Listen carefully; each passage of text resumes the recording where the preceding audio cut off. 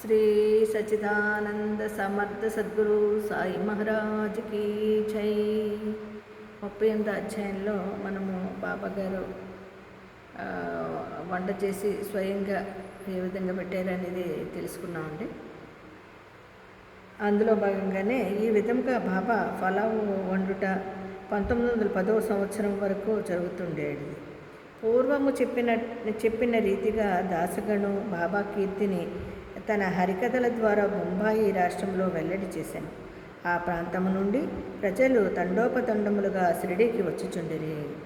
కొలది దినములలోనే షిరిడీ యొక్క పుణ్యక్షేత్రం ఆయను. భక్తులు అనేక రకముల ఆహారములను బాబాకు నైవేద్యము పెట్టుచుండిరి. వారు తెచ్చిన పదార్థములు ఫకీరు బేదలకు తినగా నింకను మిగులుచుండెను. నైవేద్యం నెట్లు పంచిపెట్టేవారు చెప్పుటకు ముందు బాబాకు షిరిడీలోని దేవాలయములయందును నందుండు దేవతలయందును గల గౌరవమును చాటెడు నానాసాహెబు చందోర్కరు కథ తెలుసుకుందాము. అదండి బాబా గారు ఏ విధంగా మనకి చక్కగా అప్పుడు వంటలు చేసి ఆయనే స్వయంగా పెట్టారు కదా. అందులో విధంగానే ఫలావ్ కూడా చేసేవారు. 1910వ సంవత్సరం వరకు కూడా ఈ విధంగానే జరుగుతోంది. పూర్వం చెప్పినట్టుగా దాసగణ్ గారు మరి హరికథల ద్వారా ఆయన సంకీర్తనల ద్వారా బాబా గారి గురించి గొప్పగా చెప్పడము, అందరూ కూడా దండోపదండాలుగా షిరిడీకి రావడము, బాబా గారు దర్శించుకోవడము అలా చేసేవారంటండి. భక్తులు అనేక రకాల ఆహార పదార్థాలు కూడా తీసుకొచ్చేవారంట బాబా గారికి నివేదన పెట్టేవారు. వారు తెచ్చిన పదార్థములు ఫకీరుగా బీదలు తినగా, అంటే ఫకీరులుగా బీదలుగా పేదవాళ్ళు తినగా ఆయన నైవేద్యం నెట్లు పంచిపెట్టేవారో చెప్పుటకు ముందు బాబాకు షిరిడీలోని దేవాలయములందు నిజంగానేనండి అక్కడ గణపతి, మారుతి, ఈశ్వర ఇవన్నీ ఉన్నాయి కదా. ఆ టెంపుల్, ఆ దేవాలయాల్ని కూడా బాబా గారు ఏ విధంగా చేశారనేది ఇప్పుడు నానాసాహెబు దేవాలయములను అగౌరవించుట చూడండి.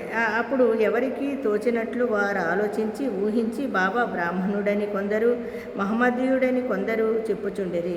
నిజముగా బాబా ఏ జాతికి చెందినవారు కారు. వారు ఎప్పుడు పుట్టారో, ఏ జాతి యందు పుట్టారో, వారి తల్లిదండ్రులు ఎవరో ఎవరికీ తెలియదు.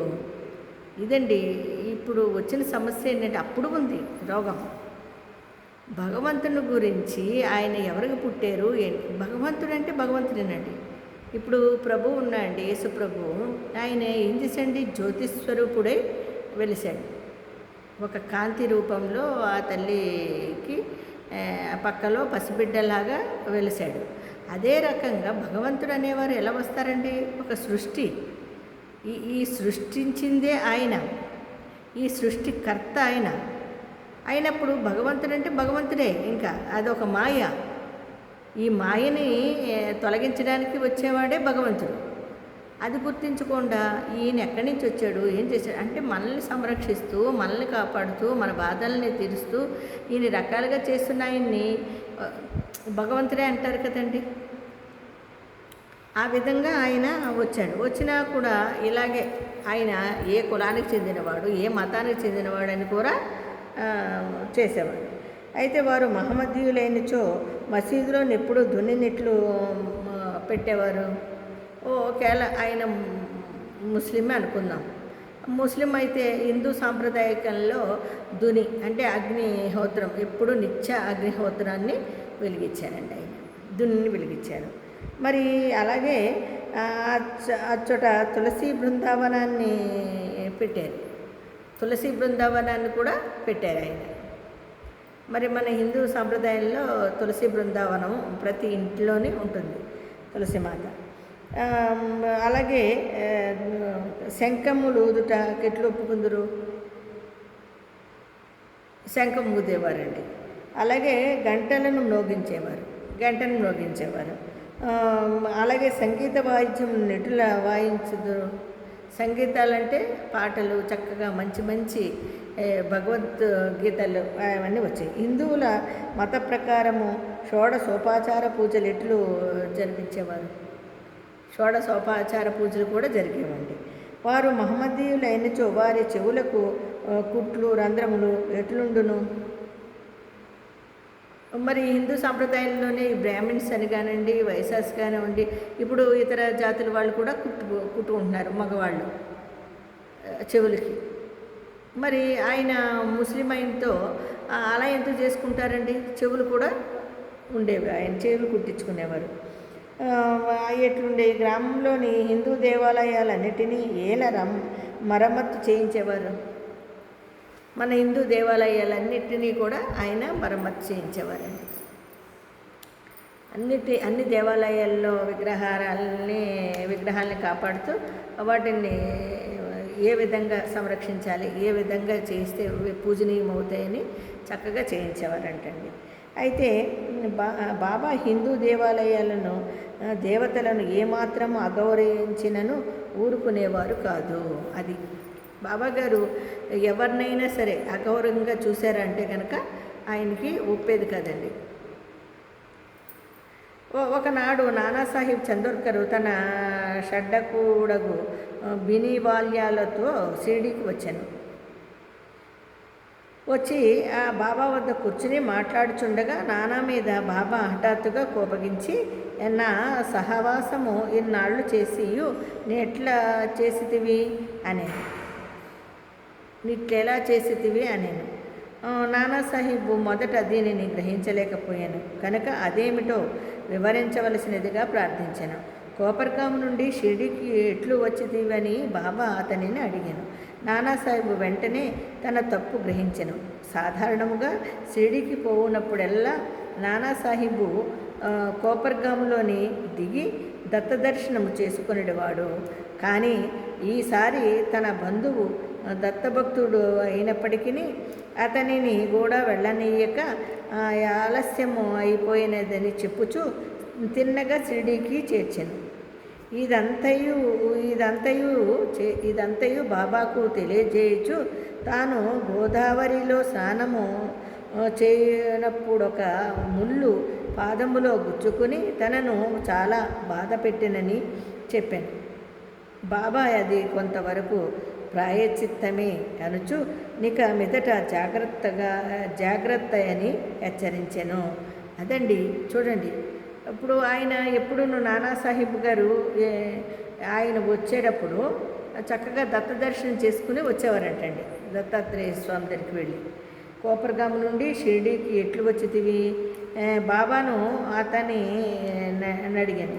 నానాసాహెబు వెంటనే తన తప్పును గ్రహించాను. సాధారణంగా షిరిడీ పోయినప్పుడల్లా నానాసాహెబ్ కోపర్గాంలో దిగి కోపర్గాంలో దత్తదేవుడిని దర్శించుకుని వచ్చేవారంటండి.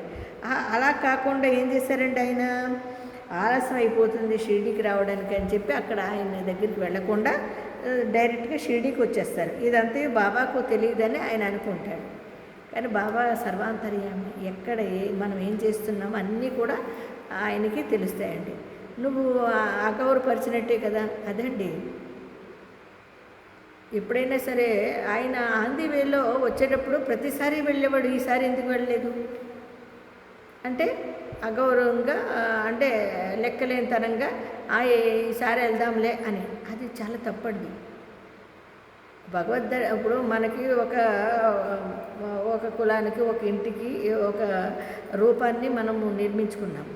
మా ఇంటి దేవుడు వెంకటేశ్వర అండి, మా ఇంటి దేవుడు ఈశ్వరుడు అండి, మా ఇంటి దేవుడు సుబ్రహ్మణ్య స్వామి అండి అని ఇలా అంటాం. అలాగే ప్రతి సంవత్సరము మనము వెళుతూ ఉంటాం, అంటే వాటి పూజలు చేస్తూ ఉంటాం. ఆ ఇంటి దేవుడిని గౌరవించడానికి నిత్యము పూజ చేసుకోవాలండి. ఇంటి దేవుడు అన్న తర్వాత ఆయనని కూడా మన పూజ రూమ్లో పెట్టుకుని వారానికి ఒక్కసారి శనివారం అనుకోండి వెంకటేశ్వర స్వామి, ఆయనకి ఒక టెంకాయ కొట్టుకుని అష్టోత్తరం చేసుకోవాలి. ఇప్పుడు బాబా గారికి నిత్య హారతులు ఉన్నాయి కాబట్టి మనము హారతులు చేసుకుంటున్నాము. సర్వదేవత స్వరూపుడు సద్గురు సాయినాథుల వారికి మనం చేసుకుంటున్నాం. కానీ ఈ రూపాలని గణపతి ఉన్నారండి, శుభాలకి ఆయన అధిపతి. ఆయన అన్నీ మనకి శుభాలు ఇవ్వాలి అంటే ఏం చేయాలండి? ఫస్ట్ ఆయన్నే మనం కొలుసుకుంటాం. ప్రతి దాంట్లోని పూజనీయించేయాల్సింది మొట్టమొదట గణపతిని. గణపతి పూజ అవ్వకుండా ఏ పూజ జరగదండి. అదేవిధంగా బాబా గారు ఆ విధంగా మనకి నేర్పించారండి ఈ విధానాన్ని, పద్ధతిని. ఆయనే భగవత్ స్వరూపుడు. ఆ భగవంతుణ్ణి ఎలాగా నువ్వు నెగ్లెక్ట్ చేస్తావు? అందుకని ఆయన మనకి నేర్పించడం ఈ విధానాన్ని, ఈ ఒక పద్ధతిని మనకి నేర్పించారండి బాబాగారు. దాన్ని మనం పాటించాలి. మనకు తెలియదు, పుట్టుకతోనే ఏమీ తెలియదు కదండి. తల్లి మాటలు నేర్పుతుంది, నడక నేర్పుతుంది, అన్నీ నేర్పుతుంది. తల్లి నేర్పుతుంది. భగవంతుడు మనల్ని జన్మిస్తాడు అంటే ఎలాగా? మనకి పునర్జన్మ నుంచి ఆ తల్లి గర్భంలో వేసి తల్లి 9 మాసాలు మూసిన తర్వాత మనం బయటకు వస్తాం. ఆ తర్వాత మాయ మనల్ని ఆవహిస్తూనే ఉంటుంది ఎప్పుడు. ఆ మాయని తొలగించుకోవడానికే ఈ భగవంతుని యొక్క నామస్మరణ. భగవంతుడిని మనకి ఆ తల్లి పుట్టంగానే ఏం చెప్తుంది? పెరిగే కొద్దీ మనకి ఒక రూపాన్ని చూపిస్తుంది. చూపించి ఈ రూపాలన్నీ మనము దండం పెట్టుకోవాలి అని ప్రతి తల్లి ఆ తల్లి ఆ దైవాన్ని కొలుస్తూ ఈ బిడ్డకి చెబుతూ ఉంటుంది. అది మనకి నాటుకుంటుంది. ఓహో, మా ఇంటి దేవుడు, మేము ఎప్పుడు ఎక్కువగా ఆయన్నే కొలుస్తాము అని చెప్పుకుంటూ ఉంటాం. అదండి పద్ధతి. ఆ విధంగా తల్లి అలాగే చెప్పాలి బిడ్డలకి. అలాగే మన తల్లి లాంటి బాబాగారు కూడా మనకి ఒక పద్ధతిని, ఒక క్రమ పద్ధతిని, భగవంతుని నువ్వు ఏ విధంగా ఆరాధించాలనేది నేర్పించే విధానం అండి ఇదంతా. ఈ విధంగా బాబా తెలియజేసి ఆలస్యం పోయినది చెప్పుచు తిన్నగా షిరిడీకి వచ్చేసాను. ఇదంతయు బాబాకు తెలియచు తాను గోదావరిలో స్నానం చేయుచున్నప్పుడు ఒక ముళ్ళు పాదములో గుచ్చుకుని తనను చాలా బాధ పెట్టినని చెప్పాను. బాబా అది కొంతవరకు ప్రాయచిత్తమే. చూసావా, నేను ఇలాగ దిగాను నదిలోకి, దిగిన ముళ్ళు గుచ్చుకుంది బాబా, దాని నుంచి చాలా బాధపడ్డాను నేను అని చెప్తాడండి. ఆ తర్వాత ఇదంతా నీకు ప్రాయచిత్తమే, ఆ భగవంతుడు వేసిన శిక్షే. చూసారా, మనం తెలిసి చేసినా తెలియచేసినా అది శిక్షని అనుభవించి తీరాలి. ఆ విధంగా ఆయన ఆ ముళ్ళు గుచ్చుకోవడము అది. అప్పుడు బాబా అంటారు, కొంతవరకు ప్రాయచిత్తమే అనొచ్చు, నీకు మీదట జాగ్రత్త అని హెచ్చరించాను. నీకు ప్రాయచిత్తం జరిగింది, నువ్వు చేసిన తప్పుకి నీకు ప్రాయచిత్తం జరిగింది. కాల అంటే మిశ్రమం. ఇక నైవేద్యము ఎటుల పంచిపెట్టుడు వారో చూచెదము. హారతి పిమ్మట భక్తులందరికీ ఊదితో తమ ఆశీర్వాదములు ఇచ్చి పంపివేసిన పిమ్మట బాబా మసీదులోనికి పోయి నింబారు వైపు వీపు పెట్టి కూర్చునిచుండిరి. అంటే నింబారు అంటే కుడివైపు ఎడమవైపు భక్తులు పంక్తులలో కూర్చునిచుండిరి.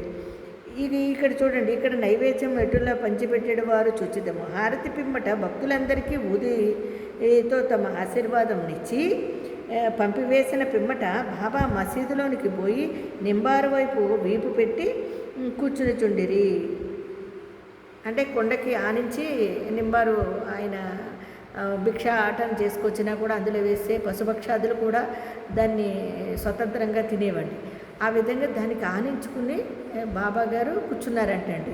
కూర్చున్న తర్వాత కుడివైపు ఎడమవైపు భక్తులు పంక్తులలో కూర్చునిచుండిరి. నైవేద్యము తెచ్చిన భక్తులు పళ్ళెములను మసీదులో పెట్టి బాబా ఆశీర్వాదములకై ఊదికై కనిపెట్టుకుని బయట నిలబడుచుండిరి. అందరూ నైవేద్యాలు అన్నీ పెట్టేసిన తర్వాత నైవేద్యాలు తెచ్చిన వాళ్ళందరూ కూడా బాబా ఆశీర్వాదాలకి ఎదురు చూస్తూ ఉండేవారంటండి. అన్ని రకముల ప్రసాదములు బాబాకు వచ్చుచుండేవి. పూరీలు, మండెగలు, బొబ్బట్లు, బాసుంది, సాంచ, పరమాన్నము మొదలగునవన్నీ ఒకే పాత్రలో వేసి బాబా ముందుంచువారు. చూడండి, బాబా గారికి అన్నీ వాళ్ళు తెచ్చిన రొట్టి, పాలన్నము, బొబ్బట్లు ఇవన్నీ కూడా ఆయన ముందు పళ్ళె ఉంటే అందులోనే అన్నీ వేసేసేవారంటండి. బాబా ముందు ఉంచేవారు. బాబా దీనిని దైవమునకు అర్పించి పావనమనర్చుచుండెను. అందులో కొంత భాగము బయట కనిపెట్టుకొని ఉన్న వారికి పంచిపెట్టి తక్కిన బాబాకు అటోనిటు 2 వరుసలలో కూర్చుండే భక్తులు సంతృప్తిగా తినుచుండెరు. శ్యామ, నానాసాహిబు, నిమోన్కరు వడ్డించువారు. వచ్చిన వారు సౌకర్యములను వీరు చూచువారు. వారా పని అతి జాగ్రత్తగాను ఇష్టంగాను చేయుచుండిరి. తిన్నట్టి ప్రతి రేణువు చూడండి, బాబాగారు పళ్ళల్లో పెట్టిన తర్వాత అందరికీ పెడుతూ దాన్నే ప్రసాదంగా అందరూ తినేవారటండి. ప్రసాదంగా తింటూ బాబా కొంత భాగము బయట కనిపెట్టుకుని ఉన్న భక్తులకి కూడా పెట్టి అందులోని కొంత భాగము తక్కిన బాబాకు అటు ఇటు 2 వరుసలలో కూర్చుండిన భక్తులకు కూడా సంతృప్తికరంగా మళ్ళీ పెట్టి ఆ తర్వాత శ్యామ, నానాసాహిబు, నిమోన్కర్ వాటిని వడ్డించేవారంటండి. ఈ తెచ్చిన పదార్థాలని, ప్రసాదాలని మరి బాబాగారు అన్నదానం చేసేవారు కదా, అందుకని ఈ విధంగా అందరూ వడ్డించేవారంటండి. వచ్చిన వారు సౌకర్యములను వీరు చూచువారు. ఎవరు నానాసాహిబ్ గారును నిమోన్కర్ గారు చూసేవారంటండి. ఏంటి వచ్చిన వాళ్ళందరికీ కూడా ఈ సౌకర్యాలన్నీ కూడా వాళ్ళకి వడ్డన చేయడము, ప్రసాదాలు పెట్టడం అన్నీ చేసేవారంటండి. అతి జాగ్రత్తగాను చాలా ఇష్టంతో చేయుచుండిరి. తిన్నట్టి ప్రతి రేణువు కూడా తృప్తియు సత్తు అయ్యు కలుగజేయుచుండెను. చూడండి, అది ఆ తిన్న పదార్థము చాలా రుచికరను చాలా అద్భుతంగా ఉండేదంటండి. ప్రసాదం కదా, ఆ తర్వాత దాన్ని తిన్న తర్వాత బలం వచ్చేదంటండి. ఆ ప్రసాదం తిన్న తర్వాత బాబా దగ్గర ప్రసాదము చాలా బలంగా కూడా ఉండేదంట. అది అట్టి రుచి, ప్రేమ, శక్తి కలిగిన ఆహారము. అది సదా శుభ్రమైనది, పవిత్రమైనది. అది ఎక్కడి నుంచి వచ్చిందండి? బాబా గారు ప్రక్షాళన చేస్తే మనం సేజారతిలో చెప్పుకోండి, పావలా ప్రసాద ఆట విజవ భవ ఆట విజవ అంటే నువ్వు తినగా మిగిలిన పదార్థాన్ని అన్ని యొక్క భక్తశ్లేషాన్ని మేము పూజిస్తాం బాబా, మీరు స్వీకరించండి అని మనము సేజారతిలో అనుకుంటాం. అదేవిధంగా ఇక్కడ అలా చేసేవారండి బాబా గారు. అదే ఒక గిన్నెడు మజ్జిగ. ఒకనాడు హేమండ్ పంత్ మసీదులో నందరితో కడుపు నిండా తినేను. అట్టి సమయమున బాబా అతనికి ఒక గిన్నెడు మజ్జిగ త్రాగుమని ఇచ్చాను. అది తెల్లగా చూచుట కింపుగా నుండెను, కానీ అతని కడుపులో ఖాళీ లేనట్లుగా ఉండేను. కొంచెము పీల్చగా అది మిక్కిలి రుచిగా నుండెను. అతని గుంజాటనను కనిపెట్టి బాబా అతనితో ఇట్లా నేను దానిని అంతయు త్రాగుము, నీకిక మీదట ఇట్టి అవకాశము దొరకదు. అతడు వెంటనే దానిని అంతయు త్రాగెను. బాబా పలుకులు సత్యమయ్యను. ఏలన త్వరలోనే బాబా సమాధి చెందిరి. పాఠకులారా, హేమండ్ పంతుకు మనము నిజముగా నమస్కరించవలెను. అతడు గిన్నెడు మజ్జిగను ప్రసాదముగా త్రాగెను, కానీ మనకు కావలసినంత అమృతము బాబా లీలల రూపమును ఇచ్చెను. మనము ఈ అమృతమును గిన్నెలతో త్రాగి సంతృష్టి చెంది ఆనందించేదముగాక. అబ్బబ్బబ్బ, ఎంత గొప్పగా చూడండి. నిజంగా బాబా గారు ఏం చేశారంటండి, ఒకనాడు హేమండ్ పంతుని మసీదులో కూర్చుని ఉంటే రమ్మని పిలిచి గిన్నెడు మజ్జిగి ఇస్తారు. ఆయన అప్పుడు ఫుల్గా తినేసి ఉంటాడండి. అయ్యో అని సంశయిస్తాడు తాగడానికి. సంశయిస్తే బాబా ఆయన మనసుని కనిపెట్టి, నువ్వు దీన్ని శుభ్రంగా తాగేసేయి, ఈ అవకాశం మళ్ళీ నీకు దొరకదు అంటారు బాబా గారు. ఆయన వెంటనే నిజానికి కొంచెం నోట్లో పెట్టుకోగానే చాలా రుచికరంగా చాలా బాగుంటుంది. అది మొత్తం అంతా తాగేస్తాడండి. తాగేసిన కొద్ది రోజులకి బాబాగారు మహాసమాధి చెందడము. అప్పుడు అనుకుంటాడండి ఆయన, ఆ మహానుభావుడు నాకు మరి ఆయన మజ్జిగ రూపంలో వచ్చింది ఏంటనుకున్నారు? ఇప్పుడు మనము త్రాగుతున్నామే ఈ అమృతాన్ని, ఇదే మన చరిత్రని అక్షర రూపంలో తాగుతున్నాను చూడండి, ఇదే ఈ అమృతాన్ని ఆ బాబాగారు ఆయనకి మజ్జిగ రూపంలో ఇస్తే మనకి ఆయన అక్షర రూపంలో ఇచ్చాడండి. ఇప్పుడు మనం కూడా ఆ అమృతాన్ని తాగుతున్నాము. ఈ 38వ అధ్యాయంలో పాఠకులు హేమండ్ పంతుకు మనము నిజముగా నమస్కరించవలెను. అతడు గిన్నెడు మజ్జిగను ప్రసాదముగా త్రాగెను, కానీ మనకు కావలసినంత అమృతము బాబా లీలల రూపముగా నిచ్చి, చూడండి అమృతాన్ని బాబా లీలలుగా మనకి అందించి ఆయన ఈ అమృతాన్ని గిన్నెలతో త్రాగి సంతృష్టి చెంది మనందరం కూడా ఆనందించే విధంగా ఉందండి ఈరోజు. నిజంగా ఆ రోజు ఆయన ఒక్కడే తాగాడు, మనందరికీ పంచుతూ ఉంటే దాన్ని ఇప్పుడు కూడా మనము ఆ విధంగా అమృతాన్ని స్వీకరిస్తున్నామండి. ఇంతకన్నా ఆనందము, ఇంతన్న సంతోషము ఎక్కడైనా దొరుకుతుందండి మనకి? ఈ బాబా గారి యొక్క ఆయన చర్యల్ని మనం నిరంతరము నెమరు వేసుకుంటూ ఆయనతో ఉన్నట్టు భావన మనకి కలగట్లేదు? ఎంతో ఆనందంగా లేదు కదా? అందరూ ఆనందంగా ఉన్నారా లేదా? ఉన్నాం కదండి. మరి ఈరోజు ఇంత ఆనందంతో బాబా యొక్క చరిత్రను చదువుతూ ఉంటే ఆ తృప్తే వేరండి. నిజంగా అమృతం తాగుతున్నట్టే అనిపిస్తుంది. ఇంకా ఇంకా చదువుకుందాం, ఇంకా ఇంకా తాగుదామా అనిపిస్తుంది కదండి. మరి అలాగే రేపు పొద్దున్న 39వ అధ్యాయంలోకి వెళదాము. మరి 38వ అధ్యాయాన్ని మీ అందరూ కూడా ఒకసారి చదవండి. చదివితే బాబా యొక్క గొప్పతనము, ఆయన చేసిన దాన గుణము, ఇవన్నీ కూడా ప్రతి వ్యక్తి తెలుసుకోవాలండి. సాయి బిడ్డలారా, అందరికీ సాయిరామండి.